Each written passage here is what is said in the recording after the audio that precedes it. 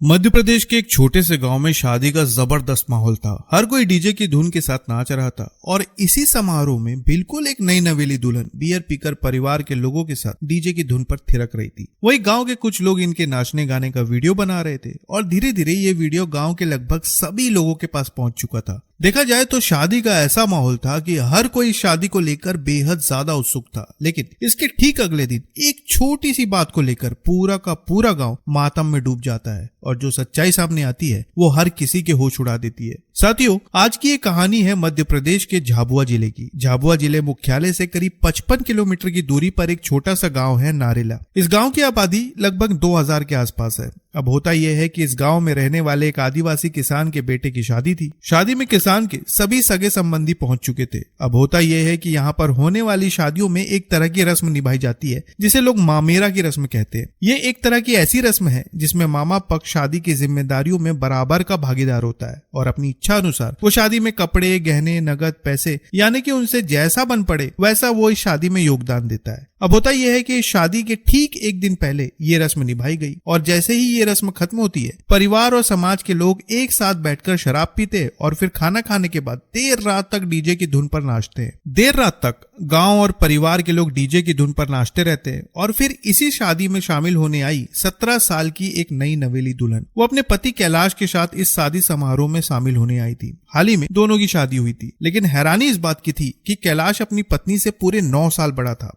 अब होता यह है कि शादी में शामिल होने के बाद दोनों पति पत्नी एक साथ खाना खाते हैं और फिर रिश्तेदारों के साथ काफी देर तक बैठकर बातें करते हैं। लेकिन फिर जब देर रात तक डीजे बजता रहता है तो परिवार के कुछ बुजुर्ग डीजे बंद करवाते हैं और कहते हैं कि अरे भाई, कल बारात जानी है, अगर रात भर नाचते रहे तो कल बारात कैसे लेकर जाएंगे। जिसके बाद डीजे बंद हो जाता है और परिवार के सभी लोग अपने अपने घर में सोने के लिए चले जाते हैं। इसी के साथ कैलाश भी अपनी पत्नी के साथ घर चला आता है। घर पहुंचने के बाद अचानक पति पत्नी के बीच झगड़े होने लगते हैं और फिर दोनों की तेज आवाजें पड़ोसियों के कानों तक पहुंच जाती है। लेकिन उस वक्त पड़ोसी उनके झगड़ों पर उतना ध्यान नहीं देते और सोने चले जाते हैं। लेकिन फिर अगली सुबह यानी कि 28 जनवरी को शादी वाले घर के सामने फिर से हलचल शुरू हो जाती है। कुछ ही देर में घोड़ी भी आ जाती है और फिर डीजे दोबारा अपनी तेज आवाज में बजने लगता है। पूरा गांव समझ जाता है कि कुछ ही देर में बारात निकलने वाली है। वहीं दूसरी तरफ कुछ लोग नाश्ते की तैयारी में लग जाते हैं और घर की महिलाएं श्रृंगार में लग जाती है। वहीं दूसरी तरफ कैलाश के घर में उसकी 17 साल की नाबालिग पत्नी बारात में जाने के लिए अकेले तैयार होने लगती है। आईने के सामने बैठकर वो अपना मेकअप करना शुरू करती है। लेकिन इसी बीच कैलाश की भतीजी अपने चाचा कैलाश को बुलाने के लिए घर पहुंचती है।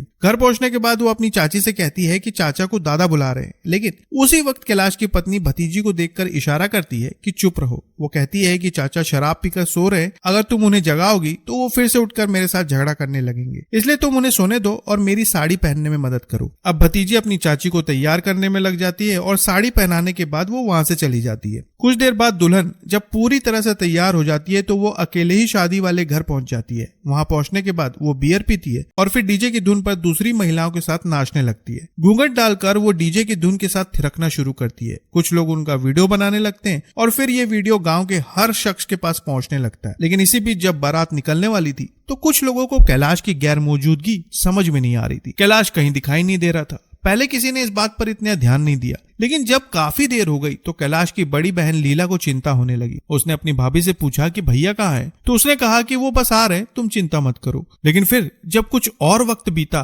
और कैलाश नहीं आया तो लीला को कुछ अटपटा लगा, इसलिए वो खुद कैलाश के घर चली गई। घर के अंदर पहुंचने के बाद उसने देखा कि उसका भाई कैलाश कंबल ओढ़कर लेटा हुआ है। लीला ने आवाज लगाई कि भैया चलो, बारात जाने वाली है, लेकिन कैलाश नहीं उठा। लेकिन फिर जैसे ही लीला ने अपने भाई के पैर पकड़े तो उसके पैर पूरी तरह से अकड़ चुके थे और शरीर ठंडा हो चुका था। अब ये सब देखकर लीला के पैरों तले जमीन खिसक गई और उसे माहौल को समझते देर नहीं लगी। वो सीधा उल्टे पांव शादी वाले घर की ओर दौड़ी और जोर जोर से चिल्लाकर सबको कैलाश के बारे में बताने लगी। परिवार के सभी लोग कैलाश के घर पहुंचे और कुछ ही देर में ये बात सभी को समझ में आ गई कि कैलाश अब इस दुनिया में नहीं रहा। इस खबर को सुनने के बाद कैलाश की पत्नी भी दौड़ते हुए घर पहुंची और अपने पति की हालत को देखकर जोर जोर से रोने लगी। अब तक जो शादी का माहौल खुशियों से भरा हुआ था अचानक मातम में बदल चुका था। देखा जाए तो मामला बेहद संदिग्ध था और इसलिए कुछ ही देर में इसकी सूचना पुलिस को दे दी गई। अब जैसे ही पुलिस को सूचना मिलती है पुलिस फॉरेंसिक टीम के साथ मौके पर पहुंचती है। शव को अपने कब्जे में लेने के बाद शव को पीएम के लिए भेज दिया जाता है। लेकिन जैसे ही शॉर्ट पीएम सामने आती है, ये बात साफ हो जाती है कि कैलाश की मौत सामान्य नहीं थी, बल्कि जानबूझकर उसे मारा गया था। इस रिपोर्ट के बाद पुलिस का शक सबसे पहले कैलाश की नाबालिग पत्नी पर जाता है, क्योंकि कुछ ऐसी बातें सामने आती हैं जिसकी वजह से पुलिस को उस पर शक होने लगता है और इसलिए पुलिस कैलाश की पत्नी से पूछताछ शुरू करती है। खबरों की माने तो जब कैलाश की पत्नी से पूछताछ शुरू हुई, तब कई सवाल के बाद आखिरकार उसने इस पूरे मामले का एक भयानक सच सामने रख दिया। खबरों के अनुसार यह बात सामने आई कि कैलाश अपनी पत्नी पर शक करता था।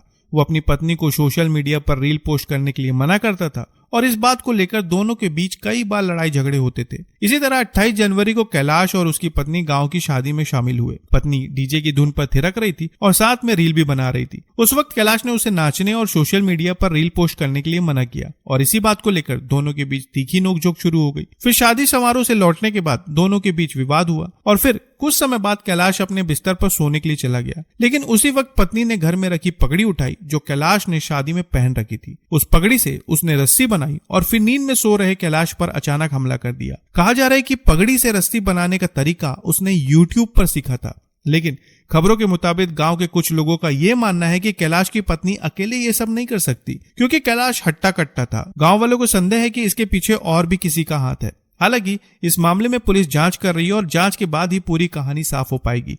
पुलिस ने संबंधित धाराओं के तहत मामला दर्ज कर लिया और आगे की कार्रवाई जारी है। तो साथियों, ये था मध्य प्रदेश के झाबुआ जिले का वो मामला जिसने हर किसी को चौंका दिया। आप इस मामले पर क्या कहना चाहेंगे कमेंट में जरूर बताएं और नई खबरों के लिए चैनल को सब्सक्राइब करना ना भूलें। तो फिर मिलते हैं बिल्कुल एक नई खबर के साथ। तब तक के लिए आपका बहुत बहुत धन्यवाद।